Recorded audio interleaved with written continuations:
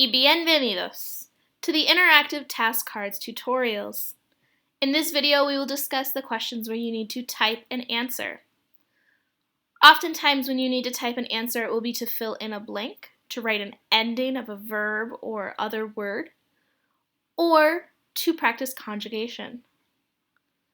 In these cases, you will see there is a text box that says type here. It is often colored or highlighted a different color so you know that that is a clickable function in the slide.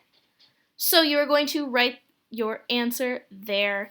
Follow the directions on the slide so you know what to type in the blank.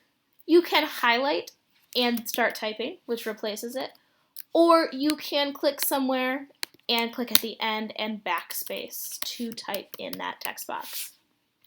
If you choose to reposition it so it's more centered in the blank, you may do so if you would like.